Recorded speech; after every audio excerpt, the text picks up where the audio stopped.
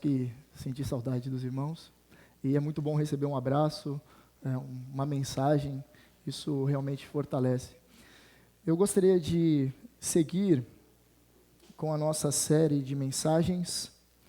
Eu gostaria que você abrisse a sua Bíblia, no livro de Atos dos Apóstolos, capítulo 9.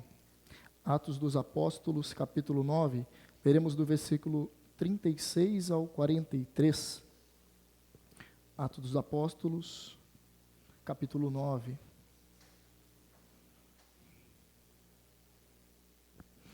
Falei a leitura na versão Nova Almeida, Revista e Atualizada. Você acompanhe, por favor, na sua Bíblia, independente da versão. Diz assim a palavra do Senhor. Havia em Jope uma discípula por nome Tabita, nome este que, traduzido, quer dizer Dorcas. Era ela notável pelas boas obras e esmolas que fazia. Ora, aconteceu naqueles dias que ela adoeceu e veio a morrer. E depois de a lavarem, puseram-na no cenáculo.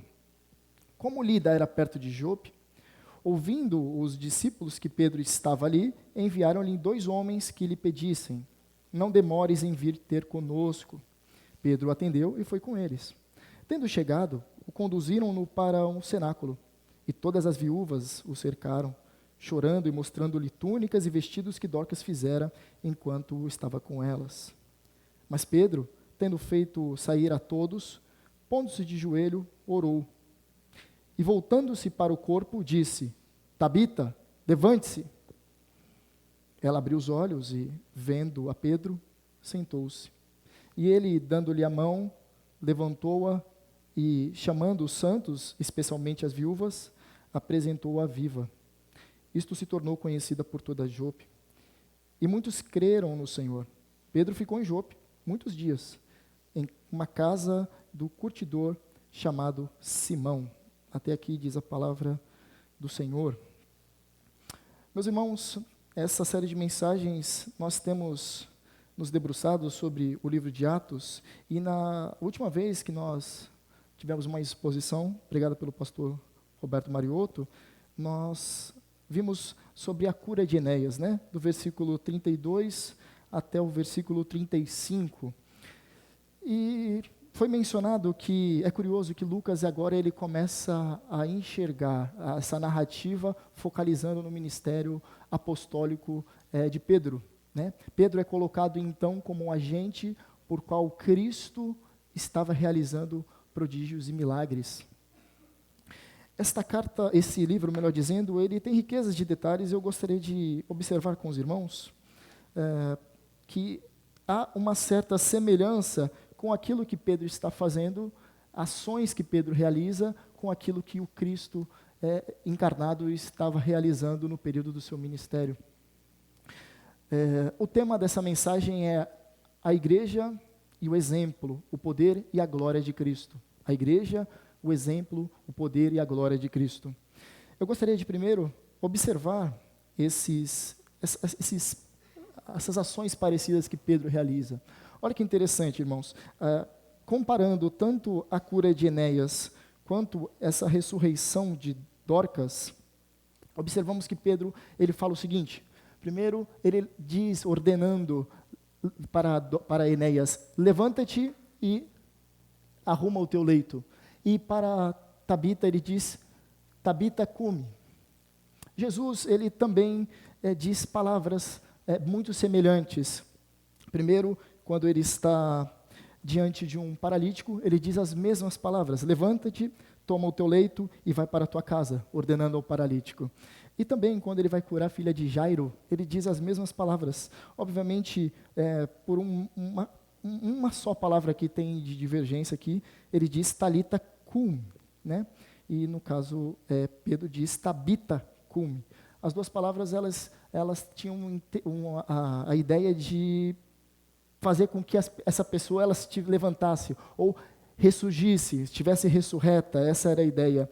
E essa comparação é muito curiosa, porque as duas falas elas estão no aramaico, né? Outra forma que Pedro vai utilizar, também a exemplo de Cristo, é que ele está ali realizando, não no poder dele, mas no poder de Jesus. Então nós vemos primeiro Pedro realizando através do exemplo, agora ele fazendo através do poder. Jesus Cristo te cura, e de joelhos e orou, né? Aqui outra atribuição, ele está dependendo de Cristo para realizar o milagre, não é no poder de Pedro, mas no poder de Cristo. E também a glória é para Cristo. Veja só, Lida, Sarona e Jope, todos habitantes, ou muitos ali, creram no Senhor. Também a glória é revertida para Cristo e não para Pedro. Essas comparações, meus irmãos, elas são muito interessantes. Quando nós analisamos o ministério do Cristo, durante os 3 anos que esteve aqui, mas também analisando através do ministério apostólico de Pedro. Mas eu gostaria de ir além, e por isso é o tema da mensagem, a igreja, e não apenas o apóstolo Pedro, a igreja e o exemplo, o poder e a glória de Cristo. Pois nós vamos ver nessa narrativa que toda a igreja em conjunto, ela apresenta estas características. Se não vejamos, vamos ler.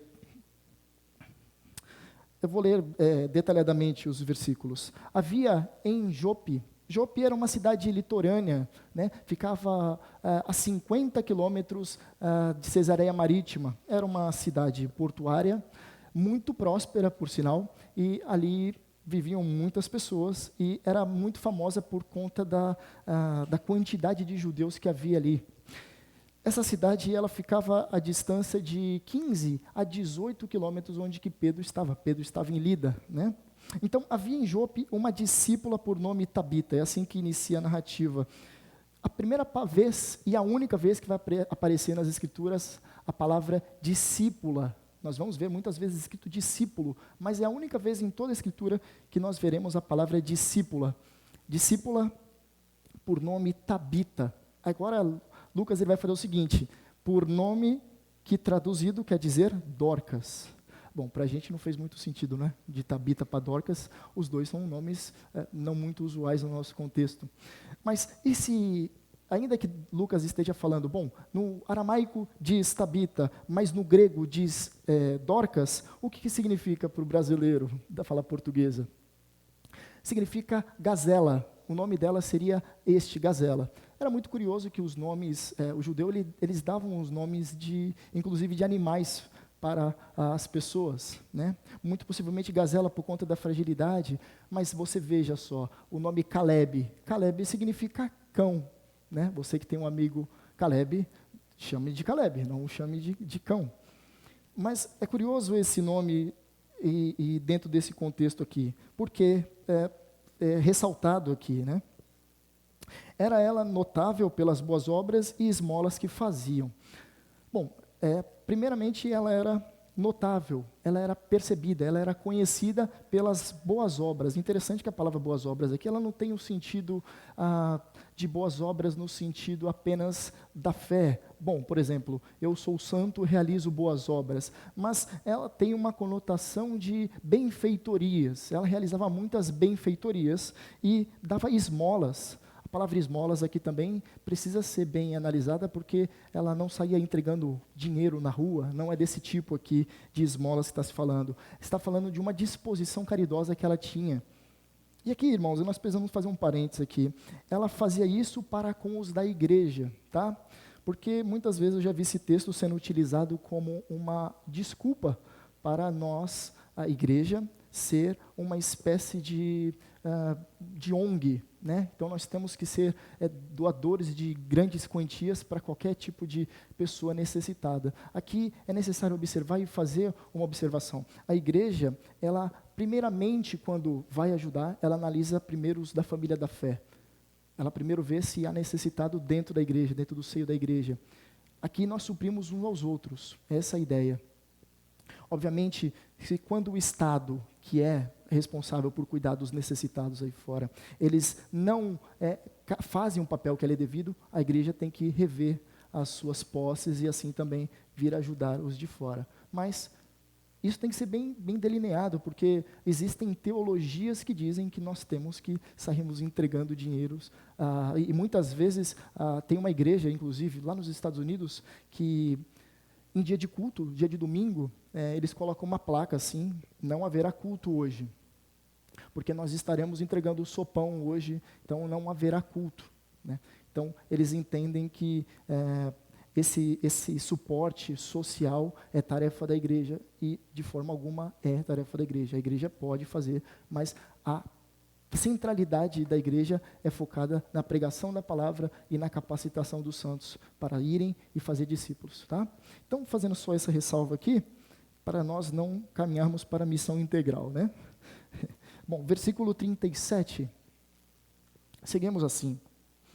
Ora, aconteceu naqueles dias que ela adoeceu. Nós não sabemos do que Dorcas ou Tabita adoeceu, né? Nós podemos ter uma ideia de que foi algo bem breve, né? Ela adoeceu e rapidamente veio a morrer.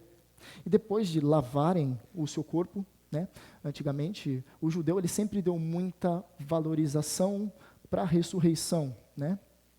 Eles acreditavam que no momento quando, no dia do Senhor, os corpos seriam ressurretos, e assim, obviamente, tem algumas correntes dentro da tradição judaica que não vai crer na ressurreição dos mortos. Mas aqueles que acreditavam, preparavam os corpos e assim perfumavam os corpos e deixavam arrumados para o dia da ressurreição, né?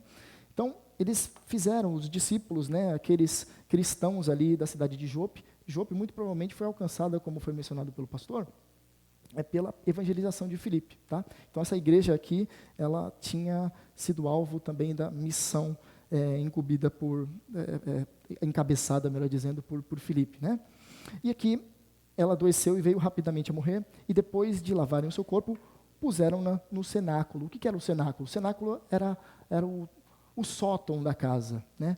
Eles tinham, nas construções antigas, né, o último piso reservado para reuniões, mas também em casos de pessoas que viessem a falecer, eles colocavam lá, né, até o momento do sepultamento. Então o corpo ficou ali em cima, né, no último piso, no cenáculo.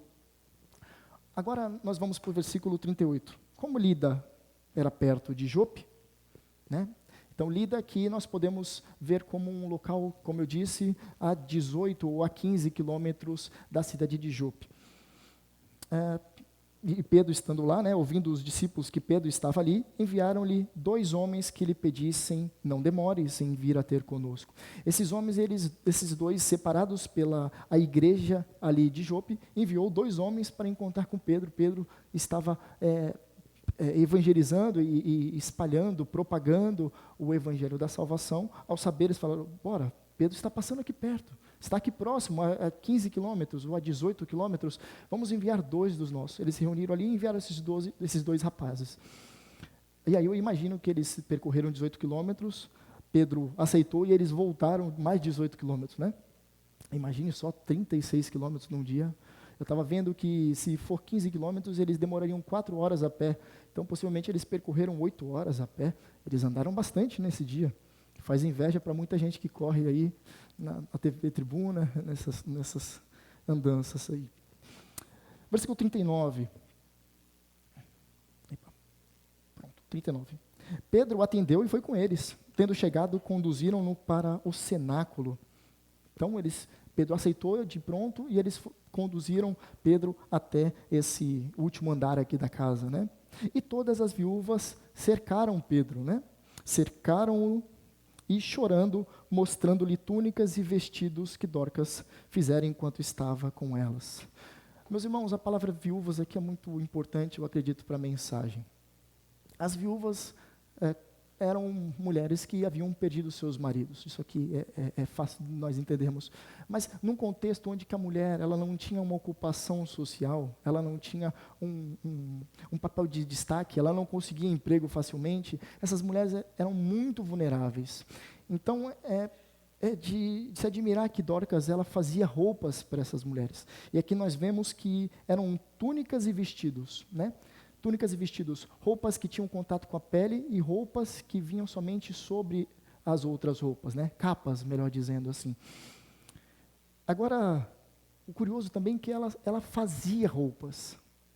Hoje em dia, quando nós queremos uma camisa nova, nós vamos até um shopping, uma loja, e nós compramos. Mas naquele período não havia produção em larga escala, né? Então essa mulher, ela se dedicava ali algumas horas para preparar essas roupas, para entregar para essas pessoas, essas mulheres que eram tão carentes. Muito possivelmente Dorcas era uma mulher que tinha posses, né? Que tinha como condições de poder, assim, auxiliar esses necessitados. Então essas mulheres cercam Pedro chorando e mostram-lhe as roupas que Dorcas fizera enquanto estava com elas. Versículo 40. Mas Pedro, tendo feito sair a todos, pondo-se de joelho, orou. Esse não está nas nossas aplicações, meus irmãos, mas é muito semelhante àquilo que Jesus fez, né, quando vai curar, vai ressuscitar a filha de Jairo. Ele fala que todos saiam, só que Jesus, ele ordena direto. Agora Pedro ele se ajoelha e ora. Meus irmãos, eu gosto de analisar esse detalhezinho do texto. Eu fico pensando o que estava passando na mente de Pedro nesse momento. Imagine o evangelho embrionário, a igreja iniciando, Pedro ali sendo chamado, e Pedro imitando o seu mestre em tudo que fazia, e agora ele vai lá e ele entra naquele quarto, se tranca ali com o corpo. Não tinha mais ninguém, só ele e o corpo. Imagine a oração deste homem. Eu fico imaginando a preocupação, talvez. Há tempos atrás, Pedro havia negado o Cristo 3 vezes. Lembra? Depois, quando Cristo ressuscita, ressurge, aparece para Pedro, confronta Pedro com algumas perguntas. Pedro, tu me amas? Pedro, tu me amas? Apacenta minhas ovelhas. E agora Pedro restituído, o recomeço do apóstolo Pedro, ele está aqui, diante de uma situação que ele viu o seu mestre realizar. E aqui ele vai se ajoelhar e ele vai orar. E essa oração aqui é uma oração de dependência.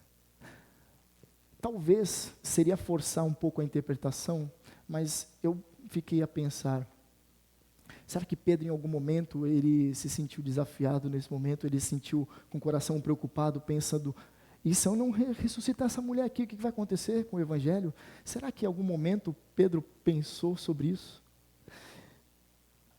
É uma indagação possível, mas na sequência do texto, muito possivelmente isso não aconteceu, pois ele volta-se para o corpo e diz, Tabita, levanta-te.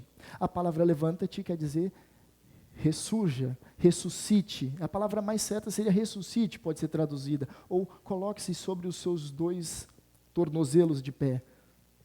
Fique de pé, levanta-te. E ela abriu os olhos. Vendo a Pedro, ela senta-se no leito onde estava.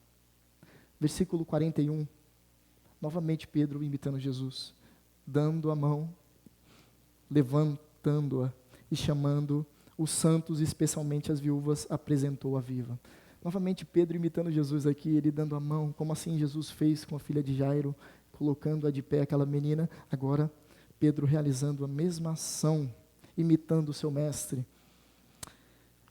E apresentando para quem? Para as viúvas, né? Eu escrevi, está certo, ele apresentou para as viúvas, especialmente as viúvas, e apresentou-a viva. Imagine a festa que aquelas mulheres fizeram, né? Versículo 42. Isto se tornou conhecido por toda Jope. Toda a cidade ficou sabendo disso. E muitos creram no Senhor. Através desse milagre, muitos creram em Cristo. Agora diz, versículo 43, e aí finalizando, Pedro ficou em Jope muitos dias, em uma casa de um curtidor chamado Simão. Eu estava lendo esse texto para o irmão do seminário, e disse, né, que Pedro ele ficou na casa de um curtidor. E aí ele faz uma piada infame comigo, dizendo que, muito possivelmente, Simão ficava o dia inteiro nas redes sociais, curtindo. Falei, pelo amor de Deus, eu vou ter que falar isso lá, porque é muito infame, eu vou ter que falar para os irmãos. Então, ele fica na casa de um curtidor chamado Simão. Isso aqui é interessante, ele fica muitos dias, um longo período, o texto não determina aqui quanto tempo ele ficou, mas ele ficou na casa de um homem, um curtidor de peles, irmãos. Ele tinha contato com animais para extrair as suas peles e assim vender. Mas esses homens aqui eram muito mal vistos pelo judaísmo mais ortodoxo, né? Por ele ter contato contínuo com animais mortos, né? Muitas vezes animais impuros. Então, isso era visto como algo escandaloso. Pedro ter ficado na casa de um homem considerado impuro. Muitas vezes esse homem não poderia nem chegar em Jerusalém, porque ele era considerado impuro, não podia assim adorar a Deus. E aqui, irmãos, eu gostaria de que nós extraíssemos 4 lições desse texto, 4 lições que eu acredito que são de suma importância para o nosso crescimento. A primeira delas é que o discípulo de Cristo é notável pelas marcas de Cristo. A igreja é formada por aqueles que seguem o exemplo de Jesus. Meus irmãos, nós conseguimos ver nesses poucos versículos 36, 38, 39 e 40, que as principais marcas dessas pessoas eram imitar Jesus. Veja só, versículo 36. Uma discípula notável pelas boas obras e esmolas que faziam. O que isso demonstra, irmãos? Que essa mulher era compassiva, era alguém movido por compaixão, alguém que sentia a dor do próximo, alguém que se doava pelo próximo, alguém que não ficava indiferente quanto ao sofrimento do outro, alguém que perdia, ou melhor, ganhava muitas horas trabalhando em favor de outro, para vestir outro. Olha só que forte, vestir pessoas que muitas vezes não tinham aquilo que cobrissem seus corpos, ela depositavam tempo e muitas vezes recursos para confeccionar essas roupas e essas pessoas serem vestidas. Ela não ficava indiferente quanto a isso. Isso lembra muito do nosso Senhor Jesus, que nos vestiu de santidade, nos vestiu com o teu sangue perante o Deus Altíssimo. Esse aqui é um exemplo para nós tomarmos como algo para nós realizarmos. Eu coloquei que a igreja é formada por aqueles que seguem o exemplo de Jesus. A igreja não é formada por pessoas que encontram na reunião dos santos um clube, não é feito de sócios, é feita de imitadores de Jesus, é feita de pessoas que imitam a Cristo em tudo que ele faz. Vamos ver o versículo 38. Ouvindo os discípulos que Pedro estava ali, enviaram-lhe 2 homens que pedissem, não demorem em vir ter conosco. Esses homens aqui, eles me chamam a atenção porque eles eram completamente abnegados do seu tempo. Eles não questionaram aqui. Os discípulos, os cristãos reuniram e falaram, bom, Pedro estava ali. Precisamos de 2 pessoas para ir até onde Pedro está. Eles se colocaram nessa condição de serviço. Eles se colocaram na condição de servir outra pessoa. Eles se colocaram numa condição onde que o nosso Senhor se colocou. Aquele que se fez servo até a morte de cruz. Meus irmãos, nós devemos ter essa marca, a marca da compaixão em nossas vidas, a marca do serviço através daquilo que fazemos, sempre visando o nosso Senhor. Versículo 39, viúvas a cercaram chorando. Imagine a cena, Pedro chegando no local e vendo muitas mulheres que ele nunca tinha visto na vida, vestidas e mostrando-lhe suas roupas para ele, chorando. Não diziam nada, apenas choravam. Elas não verbalizavam, isso aqui foram roupas que ele fez. Elas simplesmente mostravam e choravam. Elas choravam assim como o nosso Senhor chorou. Jesus chora 3 vezes no relato da Bíblia, mas uma das vezes é quando ele está diante da morte de Lázaro. Vocês se recordam? Ele amava muito Lázaro. Muitas vezes nós ficamos muito cometidos de demonstrar amor pelas pessoas, né? Nós não queremos demonstrar que nós temos sentimentos, gostamos de mostrar que somos pessoas fortes. Não vou chorar diante dessa situação. Não quero demonstrar o meu amor de uma forma que elas vejam. Muitas vezes nós somos endurecidos, muitas vezes também por conta das pancadas que levamos da vida. E a vida acaba deformando as nossas formas de lidar com os nossos sentimentos. Meus irmãos, não permita que as circunstâncias, os momentos ruins venham deformar os seus sentimentos. Se você ama alguém, ame-a hoje. Demonstre que a ama hoje mesmo. Chegue na sua casa, se você tiver o convívio com pessoas que você não costuma mostrar que a ama, faça isso, irmãos. Demonstre que você sente falta, que elas é importante, verbalize isso. Muitas vezes nós tendemos a querer colocar tudo isso para fora só no momento de sofrimento, né? No momento onde que é o fim, né? E aí explode uma catarse. Nós não conseguimos verbalizar durante os dias. Isso aqui é algo que devemos ter em mente. Se Jesus, ele chorou tanto diante da incredulidade de Jerusalém, tanto diante da morte de Lázaro, isso também é sinal que nós devemos chorar também, quando necessário. Devemos demonstrar amor também. E o versículo 40, mas Pedro, tendo feito sair a todos, pondo-se de joelhos, orou. O grande apóstolo Pedro aqui, dependendo de Deus. Então, essas 4 questões aqui que eu coloquei. O discípulo de Cristo, ou seja, aquele que segue a Cristo, ele tem que ter marcas de Jesus.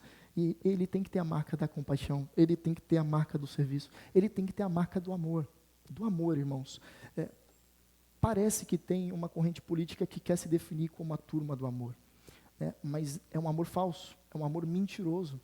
Meus irmãos, nós devemos ser conhecidos pelo amor. É assim que a Bíblia diz que nós seríamos conhecidos pelo amor, não é verdade? Não é isso que está escrito aqui? Mas muitas vezes nós não permitimos demonstrar esse amor. Como eu demonstro amor? Através de ações, através do meu compromisso com Deus, através da pregação do Evangelho para as pessoas que ainda não o conhecem. Isso é uma demonstração de amor sem tamanho. Imagine você que aquela pessoa está indo para o inferno e você nunca falou do amor de Deus para ela. Você nunca disse sobre a condenação sobre que ela está. E você omite isso. Eu acredito que você não a ama. Se você a amasse, você imploraria a ela que cresce no Evangelho. Eu muitas vezes já fiz isso, para pessoas da minha família.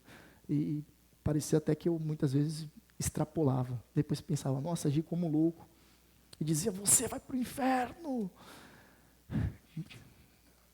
E muitas vezes não surtia efeito. Mas eu tenho demonstrado amor naquilo que é cabível a mim no momento. Pense sobre isso, irmão. E também a dependência. Depender de Deus é algo muito difícil. É muito difícil. Não vou falar que é fácil, não. É bastante doloroso. Isso leva em conta o teu orgulho, a sua autonomia. Depender de Deus é ficar completamente num barquinho no meio da tempestade. A tempestade está chacoalhando o barco, mas Jesus está conosco, nós sabemos. Mas quando nós olhamos para a tempestade, dá um medo. Nosso barco está à deriva, nós não sabemos em que cais nós vamos parar. Isso é depender de Deus. Depender de Deus não é somente algo romântico, eu dependo de Deus. Nós dependemos de fato de Deus para tudo, para nós respirarmos, para nós nos alimentarmos, para tudo nós dependemos do nosso Senhor. Ele é o doador da vida, mas depender de Deus de maneira plena é levar em consideração as nossas finanças. Meu irmão, muitas pessoas elas deixam de dizimar e de ofertar porque elas não confiam que Deus ela pode prover o seu sustento da casa. Elas dizem, bom, eu recebo uma quantia, mas se eu der o dízimo esse mês aqui vai faltar. E aí a pessoa demonstra o quê? Incredulidade. Ela demonstra o quê? Falta de dependência em Deus. Ela não depende de Deus, ela quer depender de si mesmo para todas as coisas. Percebe como o orgulho está entranhado aqui na questão da dependência? Muitas vezes nós não queremos depender de Deus, porque é difícil depender de Deus, irmãos. O Senhor, Ele nos veste, Ele nos coloca o que comer. As roupas que você veste foi provisão de Deus. Mas eu trabalhei, irmão. Trabalhei para comprar essa roupa. Sim, você trabalhou, mas Ele que te proporcionou trabalhar onde você está hoje. Ele tem te sustentado. Muitas vezes a incredulidade grita mais do que a nossa vontade de depender de Deus. Isso aqui é algo que tem que ser tratado. Porque a igreja de Cristo, ela é formada por aqueles que seguem a exemplo de Cristo. Jesus, Ele dizia que Ele não tinha onde reclinar a cabeça. O nosso Cristo, Ele não tinha. Tudo o que Ele recebia, Ele dava graças ao Pai. Nós temos a péssima mania de imitarmos comportamentos seculares. Muitas vezes nós falamos, nós somos cristãos até o tutano dos nossos ossos, mas o nosso comportamento não diz isso. Nós não agradecemos a Deus pela dispensa, nós não agradecemos a Deus pela refeição que Ele nos proporciona, nós não agradecemos a Deus pelo sono que Ele nos proporcionou, pelo levantar, pela saúde. Nós muitas vezes pensamos que isso é fruto do nosso braço, é fruto do nosso esforço, é porque eu fiz, porque se eu não fizesse, aqui na minha casa nada acontecia. Não é você, é o Senhor que te sustenta. A próxima aplicação, ou melhor, a lição, é ainda falando sobre Cristo e a igreja. Seria a igreja é a comunidade transformada pelo poder de Cristo.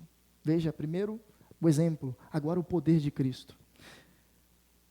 Olhe comigo os versos que estão ali, 36. Havia em Jope uma discípula. O Espírito Santo, ele começa a quebrar distinções, as barreiras sociais, econômicas, de gênero, que só existem 2 gêneros, quebra a barreira de gênero, quebra a barreira econômica, social, quebra todos os tipos de barreiras. Veja só, havia uma discípula, uma mulher agora sendo citada como alguém que segue o mestre.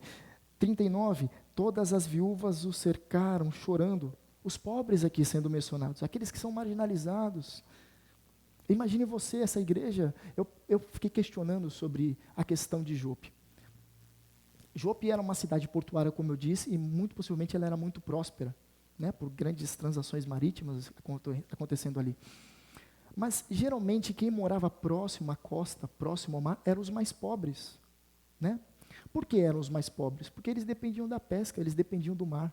As pessoas com mais condições, elas não dependiam do mar, então elas poderiam ficar um pouco mais distantes. Então, penso que aqui, irmãos, havia uma grande mescla de pessoas mais ricas e pessoas mais pobres. Olha que maravilhoso, é só na igreja onde pessoas ricas e pobres, elas são iguais, não há nenhum melhor do que o outro. Olha que maravilhoso, não há a respeito de formação, esse aqui é um doutor, esse aqui ele não tem formação, ele não concluiu o ensino médio, mas na comunidade dos crentes são todos iguais, não há diferença, ou não deveria existir esse tipo de divergência. Todos são iguais na igreja. O Senhor, ele quebra essas coisas, essas barreiras. Lida era perto de Jope, olha que interessante. Ouvindo os discípulos, aqui nós estamos mencionando homens que se reuniram. Então, homens, mulheres, pessoas marginalizadas, pobres, ricos, e aqui nós temos a menção que Pedro ficou na casa de um curtidor chamado Simão, né? Simão aqui, alguém que era visto como cerimonialmente impuro, alguém marginalizado, muito possivelmente tinha contatos, eu li comentários que por conta do contato contínuo com animais mortos para extrair a pele, eles ficavam com um odor, né, com um cheiro desses animais mortos. Então era muito mal visto. O Evangelho, ele rompe com isso, irmãos. O Espírito, ele remove as distinções e une todos os crentes em Cristo. Isso é maravilhoso. Não há, porque você é palmeirense ou outro é corintiano, nós não podemos congregar na mesma igreja, embora, não vou comentar, eu gostaria que você fosse palmeirense.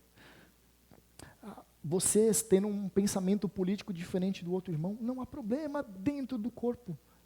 Obviamente, há suas limitações no pensamento, se vai contra a palavra de Deus. Mas se você prefere fulano e o outro prefere cicrano, não há problema, porque no corpo de Cristo, o Espírito traz unidade. É um só corpo, é uma só fé, é um só Espírito. Isso é maravilhoso, você poder olhar para a pessoa ao seu lado, que tem um pouco mais de idade de você, ou então aquela pessoa que está ao seu lado, que tem um pensamento diferente de você, e olhar para ela e falar, você é meu irmão, você é minha irmã. Olha que maravilhoso, irmãos. É só na igreja de Cristo que isso acontece, e nem mais um outro lugar, Muitas vezes,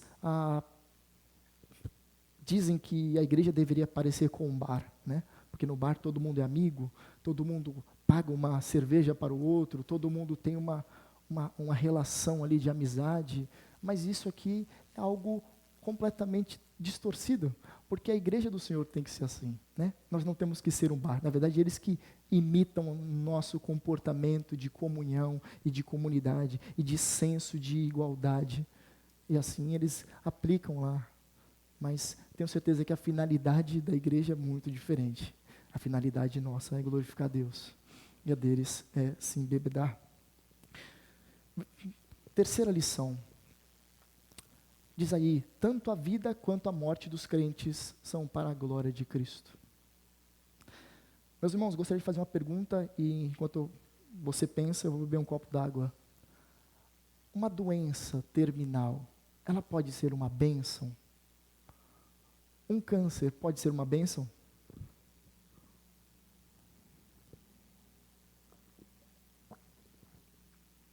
Porque a igreja evangélica só dá testemunhos, e a Igreja Presbiteriana do Brasil não tem o momento do testemunho, mas só tem testemunhos quando a pessoa vence determinada doença ou tem algum livramento. Por quê? Você acha que um assalto que você sofre não pode ter sido uma bênção?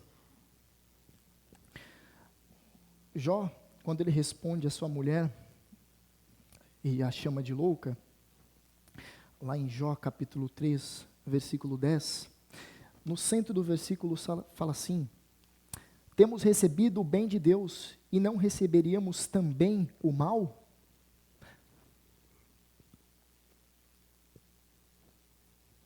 Meus irmãos, muitas vezes nós tendemos a crer que somente aquilo que temporalmente é bom foi da parte de Deus, né? Mas o sofrimento, não veio de Deus isso aí.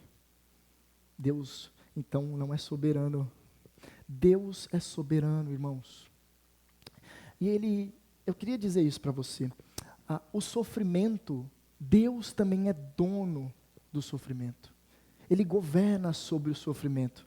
Você passa por momentos de apuros e você diz, não, isso aqui eu vou fazer, eu que vou realizar, eu que vou sair dessa.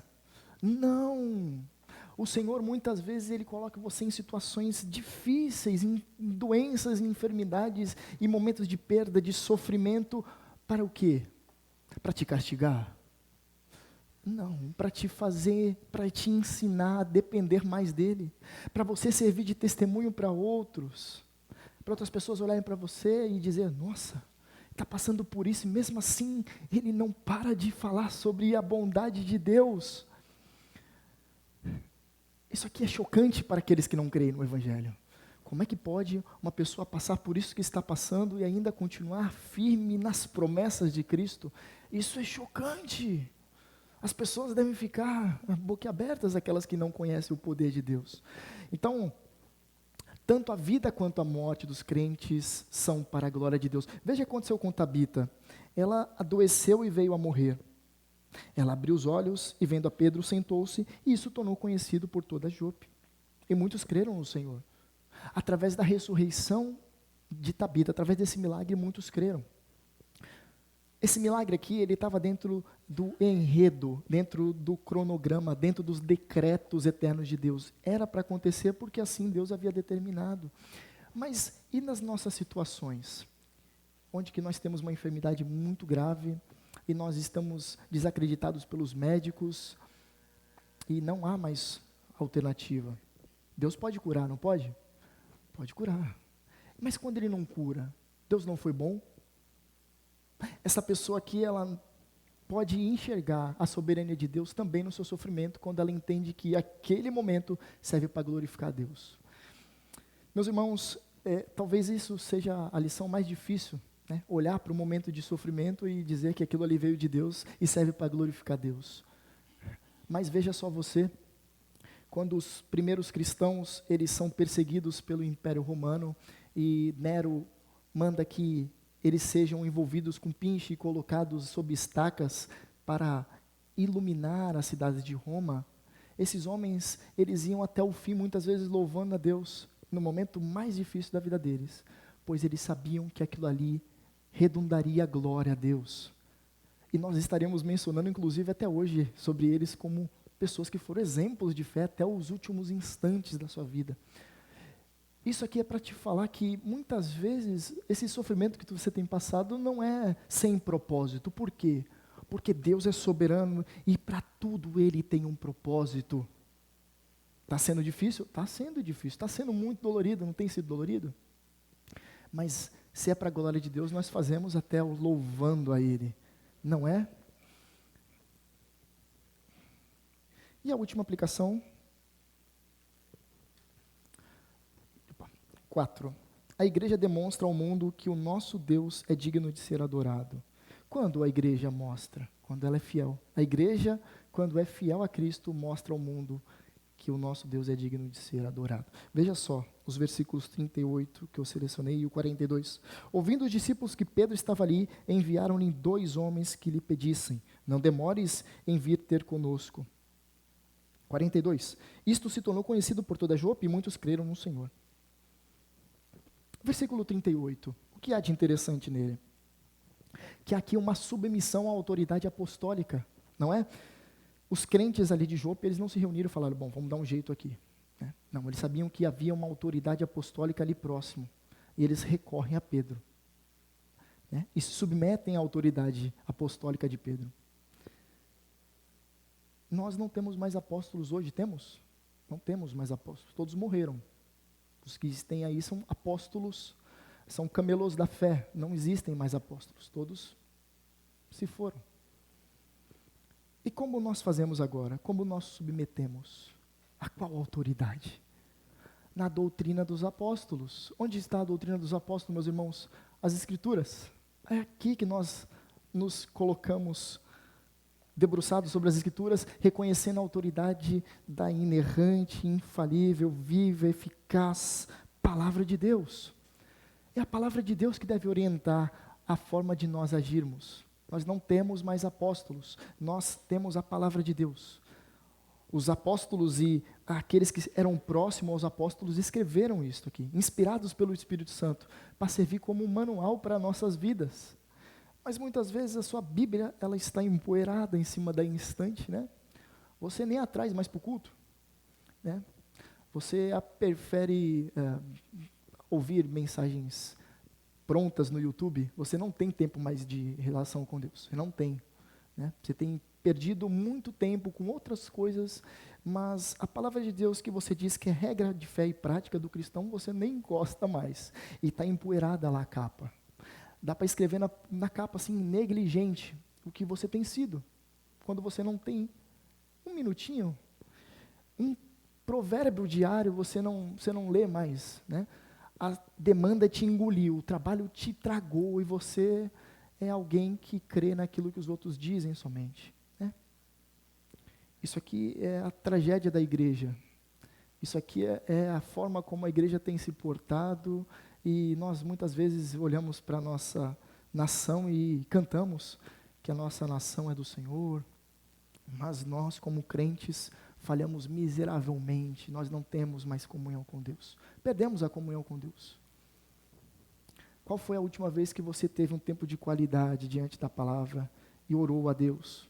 Não, orei no trabalho, no carro, não, isso aqui não é algo que eu estou perguntando. Estou perguntando qual foi a última vez que você tirou um momento para ler as Escrituras.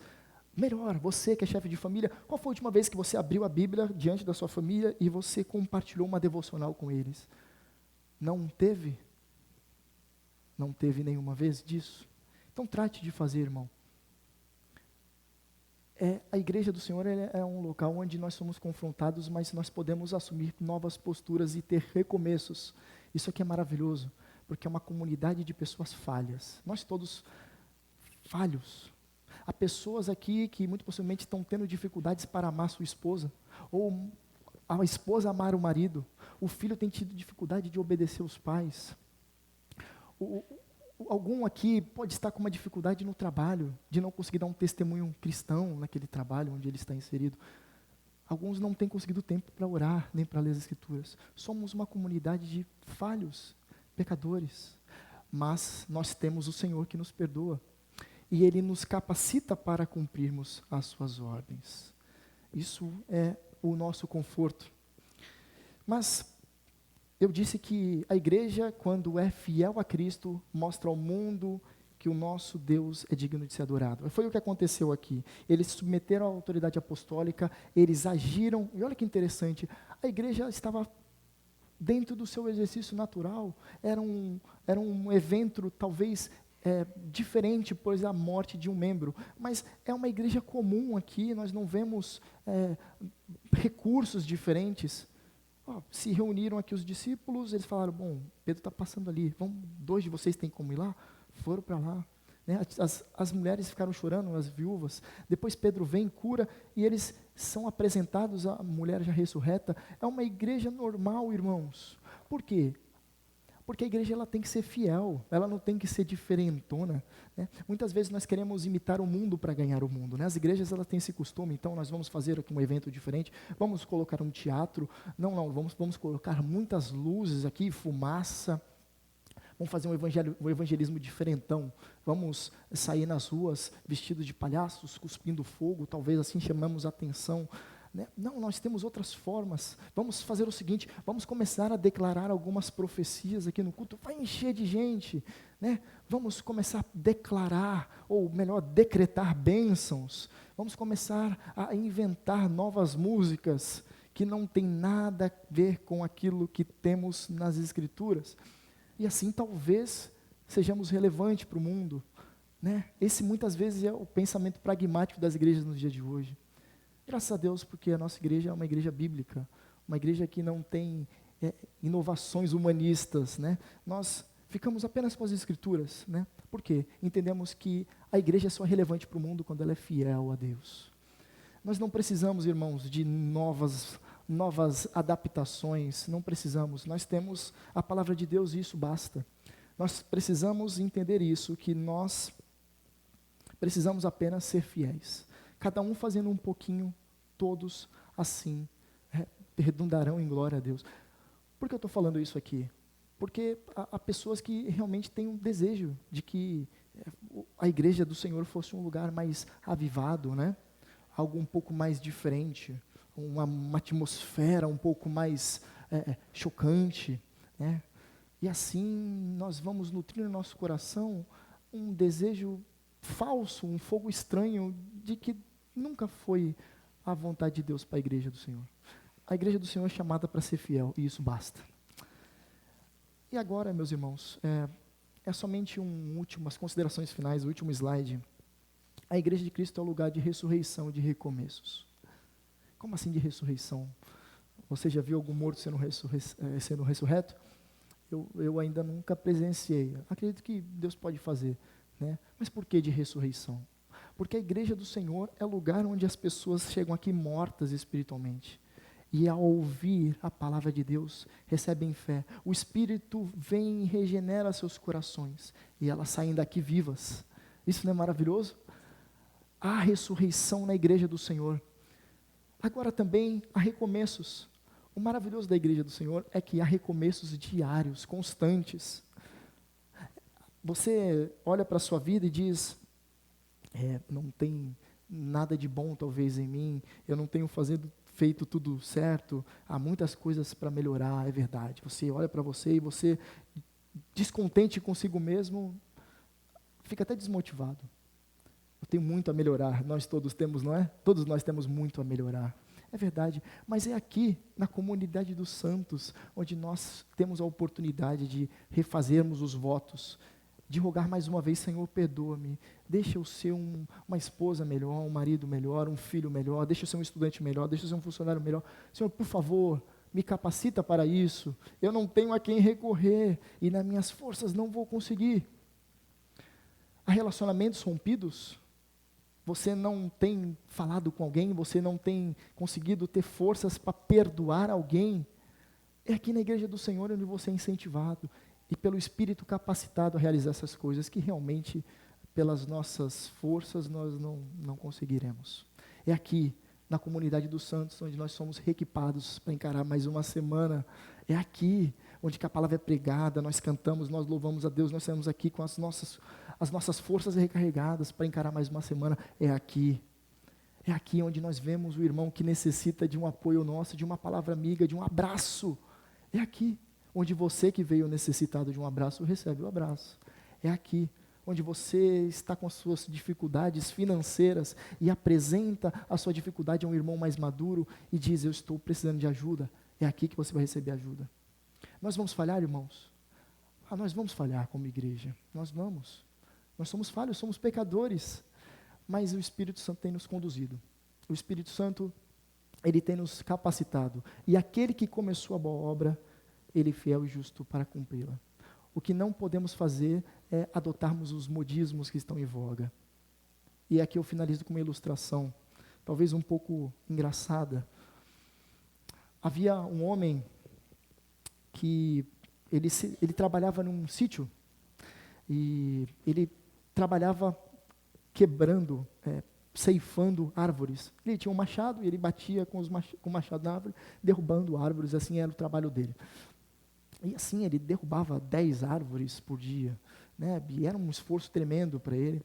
E um dia o dono do sítio virou-se para ele e falou, eu comprei uma ferramenta nova, E assim seu esforço vai ser muito menor, vai conseguir trabalhar, se cansar menos e produzir mais, né? E está ali, né? Está ali no depósito, você vai lá depois, utiliza, e você lê o manual de instruções e faça, tá? Ele, tá bom, ficou feliz, né? Foi dormir, no outro dia ele acordou, viu lá, era uma serra elétrica. Só que ele tinha um manual ali, mas ele não leu o manual, né? E aí passou o final do dia, o dono do sítio veio falar com ele e perguntou, e aí, como tem sido? Tá sendo ele, nossa, mas senhor, isso aqui não dá não, viu?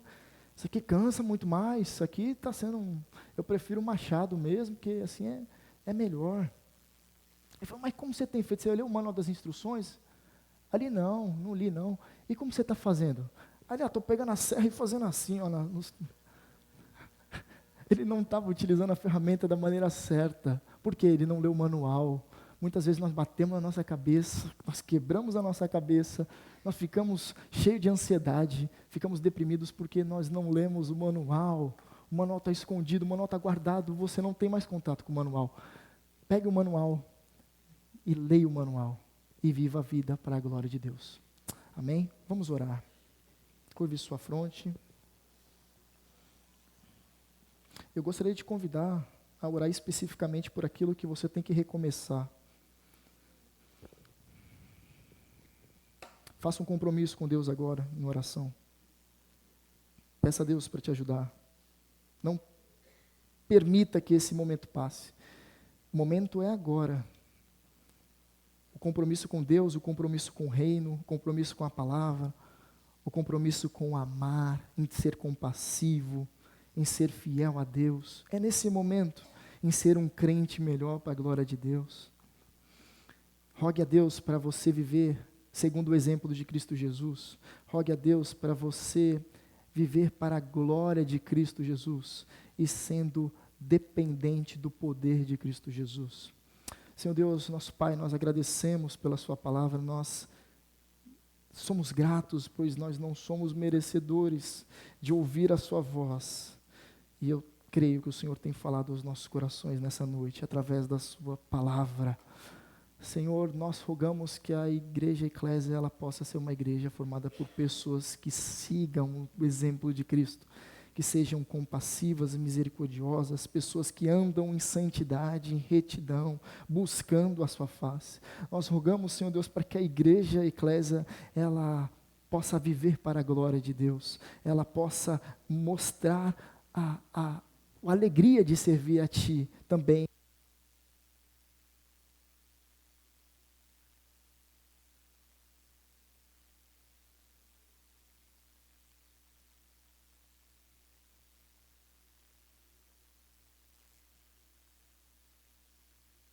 Pelo poder do Espírito Santo, seja dependente do poder do Espírito Santo.